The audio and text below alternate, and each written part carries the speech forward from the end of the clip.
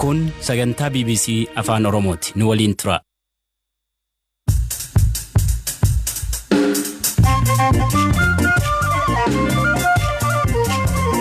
Ashama hordoftoota keenya tamsaasni kallattii raadiyoo BBC Afaan Oromoo eegalee jira. Saganticha kan isiniif dhiyeessu Anzaalaa Lamtaa Addesaati.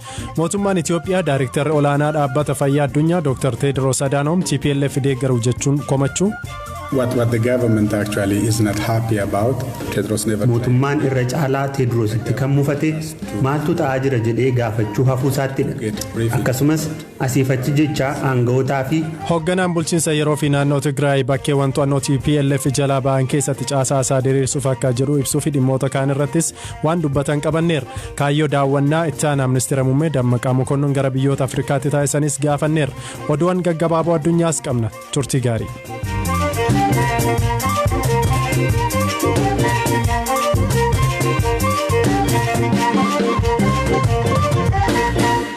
dhimma jalqabaatiin aramaa haroo xaanaa weeraree ture balleessuuf duula taasifameen 80 buqqisanii baasuu duula kana kan dursan Dr. Ayyaalaw Waldee himan. Aramaan buqqa'e kun gara haroo kanaatti akka hin deebineef fageessuun xumuramee jiras jedhan. Amma kan itti jirru gubuu, firfirsuu fi saafee buqqisuudha. Guyyoota 10 dhufanitti gara harka 90tti ol guddifna. Qaamolee gubbaarraas gargaarsa guddaatu taasifamaa jira. Qonnaan bultoonni 14,000 ol ta'anis irratti hirmaachaa jiru. Haala gaariidhaan nuuf deemaa jira jechuu dandeenya. Wanti guddaan asirraa baranne miira wanti hundi ni danda'amaa jedhu nutti toruu isaati. Hiika dachaa nuuf qaba.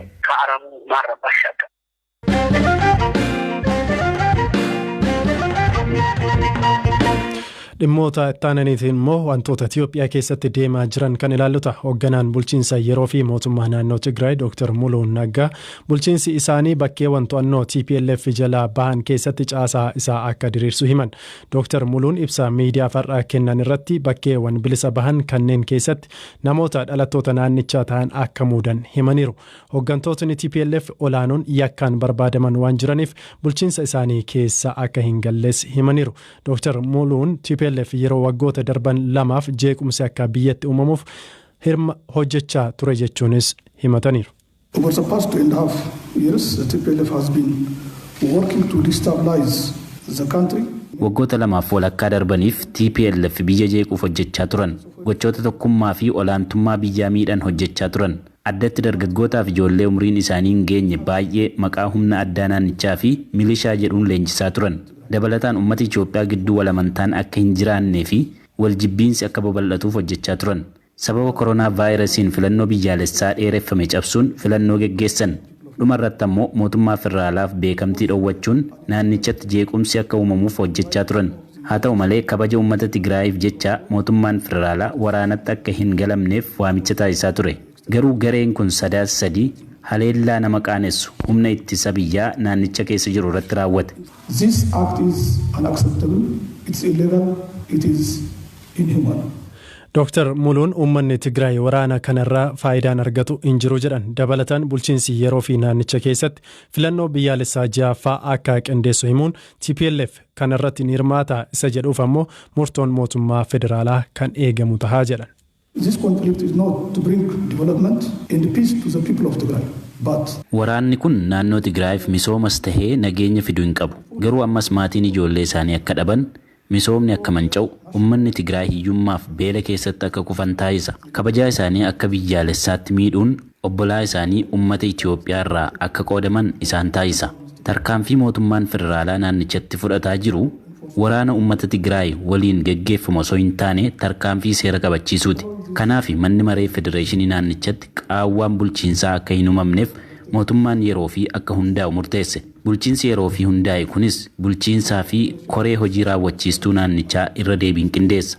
Bulchiinsi TPLF amma filannoo seeraan alaan waan hundeeffameef manni maree aanaalee fi gandaa garuu akkuma jiraniitti fufu. Hojii guddaan bulchiinsa kanaa olaantummaa seeraa naannicha keessatti mirkaneessuudha. Dabalataan filannoo biyyaalessaa ja'affaa akkaataa boordii filannoon ni qindeessa. Bulchiinsi kun wiixinee chaartarii hojiileen kunneen ittiin raawwataman qopheessaa jira. On how to operate or to implement this responsibilities and tasks successfully.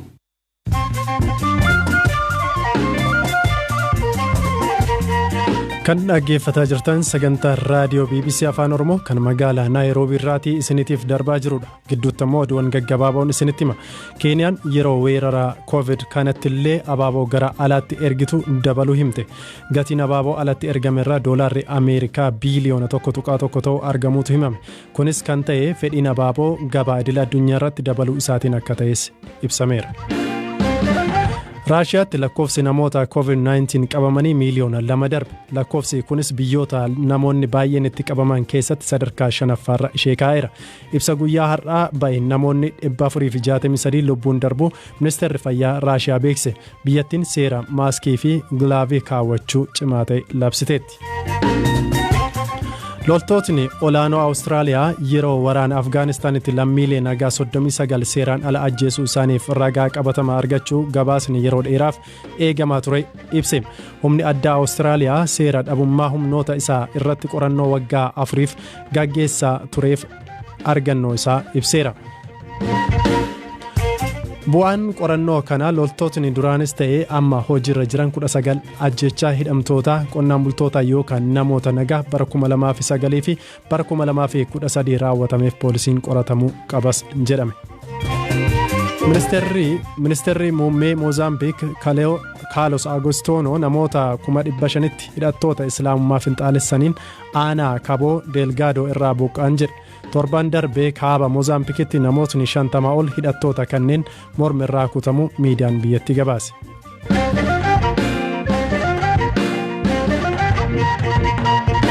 Dhimma itti yoo ceenu humni waraanaa Itiyoophiyaa magaalaa Maqalee galuuf akka imalaa ture ibsamaa ture. Kaleessa magaalota akka Shiree to'annoo isaanii jala galchuu isaanii ibsaniiru.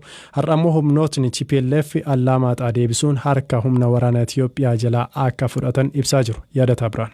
Pireezidantiin naannoo Tigraay Dr. Dabratsiyoon Gabra Mikaa'el lola naannichatti geggeeffamaa jiru ilaalchisuun ibsa guyyaa kaleessaa kennaniin loltoonni mootummaa federaalaa yeroodhaafis ta'u magaalota muraasa to'atanii jiru jechuun isaanii ni yaadatama.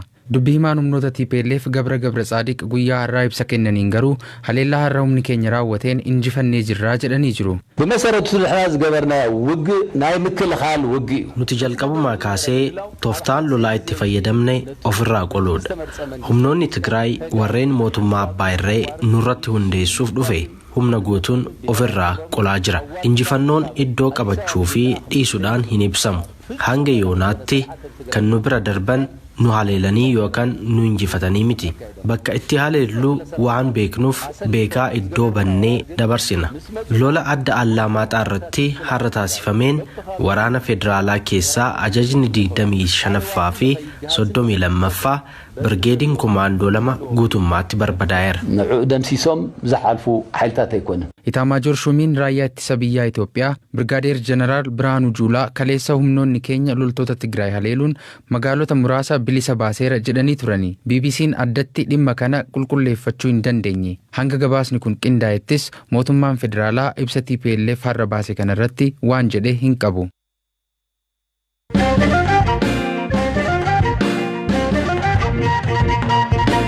Dhimma ittaanuutiin mootummaan Itiyoophiyaa Daayirektarri Fayyaa Addunyaa Dr. Teediroos Adaanoom TPLF deeggara jechuun komatan.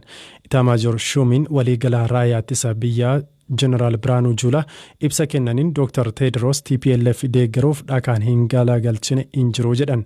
Dr. Teediroos dhimma kanarratti deebiin kennan hin jiru. Asilii galgaloo dabaltee sinatti miti. Walitti bu'insi mootummaa Itoophiyaatiif naannoo Tigraay ka jalqabji hana eegaleen lubbuun hedduutti ba'ee hedduun madaa'e.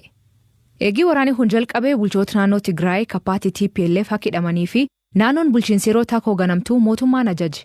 Namoota garagaraatiif dhaabbilee daldalaa ka TPLF deeggaruu yookiin isaniin hoogganamu jedhame abbaan alangaa qoqqobamuu isaanii ibsi. Torbaan dabree himannaa mootummaa Itoophiyaatiin gamtaan Afrikaa hoogganaa nageenya isaanii Gabreegzaabiheer hojiirra dhaabe. Gabreegzaabiheer TPLF miidhaa biirraa geessuuf gargaaree jedhamee sababa amanamummaatiif gaafii nageenyaa hojiirra dhaabame. Har'a ammoo Itaamaajoor Shumii raayyaa ittisa biyyaa Jeneraal Biraanuu Juulaan hoogganaan dhaabbata fayyaa addunyaa Dr. Teediroos waraan Tigraay deemuu jiru harka keessa qabaa jedhee ibsa baase. እንደምታውቁት የነሱ ማዕከላዊ ኮሚቴ ነው የዛ ቡድን አባል ነው አጋጣሚ akkuma beekamu namni kun koree miseensa hojii raawwachiiftuu garee sanaati akka tasaa dhaabbata fayyaa addunyaa seene nama miseensa garee waraana labsirraa maal eegdu nuti uummata Itoophiyaa waliin dhaabbatee isaan morma jennee hin eegnu isaan gargaaruuf boolla hin qonne hin qabu ni milkaa'aaf immoo hin milkaa'uuf kan jedhu garuu dhimma biraati. ይሳካለታል አይሳካለትም ሌላ ነገር ሆኖ ማለት ነው mootummaan Itoophiyaa eegii torbaan dabree hubannoo opereeshinii kana kennuuf bakka bu'oota biyya adda addaa Afrikaa bahaa keessatti ergite. Akka Jeneraal Biraanuu Juulaa jedhuutti Dr. Tedros ammoo gargaarsi PLF fi biyyoota kanaan haasa'uu jira. እዚህ ጎረቤት ሀገሮች ሁሉ ቀስቅሷል biyyoota ollaa jiran illee osoo hin hafin waraana kana mormaa jechuun kakaasaa ture meeshaa waraanaa akka argataniifis hojjetee jira carraa hoogganummaa dhaabbata idil addunyaa keessatti qabu fayyadamuun namoota amansiisuuf yaalii taasiseera garuu waan milkaa'u miti osoo akkas godhuu maaliif achi ture isa jedhuuf garuu inni hojii keenya osoo hin taane kan mootummaati. Gam biraatiin dubbii himaan koree labsii yeroo hatattamaa ambaasadar Ridwaan Hussein himannaa kan mirkaneesse Dr. Tedros waan deemaa jiru waan mootummaa gaafachuu dhabeef gargaarsi inni barbaadu jiru akka qaban himee. What the government actually is not happy about is Tedros never. mootummaan irra caalaa Tedrositti kan mufate maaltu ta'aa jira jedhee gaafachuu hafuu isaattidha. Akkasumas asiifachi jecha aanga'ootaa fi dhaabbilee garaagaraa qunnamuun mootummaan TPLF waliin maree akka gaggeessuuf dhiibbaa gochaa akka ture ni beekna. Nuti garuu eegaa kan turre rakkoolee jiran hiikuuf akkamiin nu gargaaruu akka danda'u irratti mootummaa qunnamee mari'achuu mala jennee ture. mootummaan kanatti gammadaa miti akkamiin furmaata argata ka jedhu garuu yeroo murtaa'u isin beeksifna. Asiin dur gaaftii PLF'n bulchitu Dr. Tedros ministeera fayyaa Itoophiyaa ture. Waggaa 2017 hoogganaa dhaabbata fayyaa addunyaa muudame. Ammoo Dr. Tedros eegii weerarii koronaavaayirasii jalqabee beekamaa ta'e addunyaa biraatti. Biyya alaatti lammi Tigraay beekamaa isa akka ta'u amanama. Dr. Tedros imana tanirraa yaada isaa hin kennin agamma. Dhaabbatni gargaarsa baqattoota kayyoo'inni waraanii kun jeequmsa jabaa uumuuf deemaa jedhee ibsa.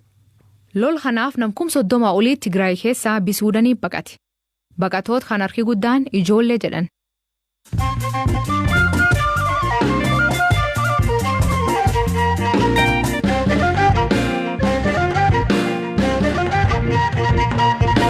Gara xumuraatti finnee jira. Itti aanaan ministeera muummee fi ministeera dhimma alaa Itoophiyaa obbo Dammaqaa Mokonnon tibbana gara biyyoota Afrikaa adda addaatti daawwannaa taasisaniiru.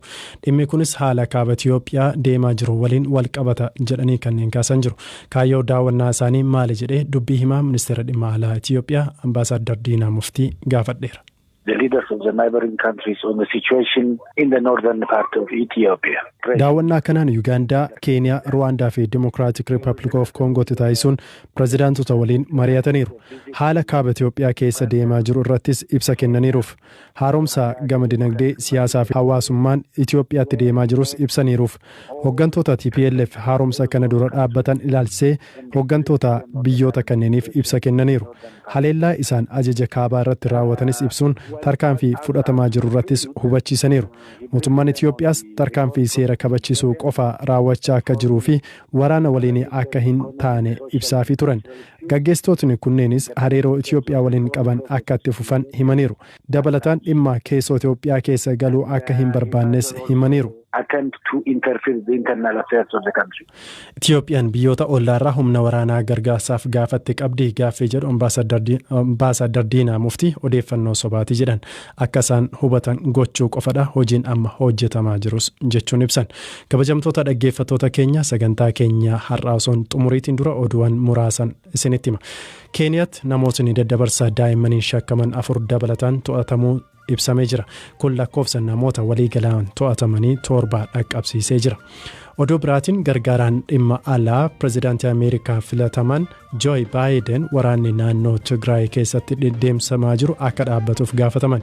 Walitti bu'insi sanyummaa fi deeggarsi namoomaa naannicha keessa biyyicha keessa jiru akka isaan yaaddesses ibsaniiru. Haga ammaatti waliigalaatiin lakkoofsi namoota sababa waraana kanaatiin buqqa'anii 30,000 gaheera jedhama. Sagantaa keenya galgala kanaa asumarratti xumurreeti kan jiru kan isiniif qopheessee yaadataa biraanuti. Kan isiniif dhiyeesse immoo an Zaalaalam Taaddisaan ture halkan gaarii isiniif hawweera.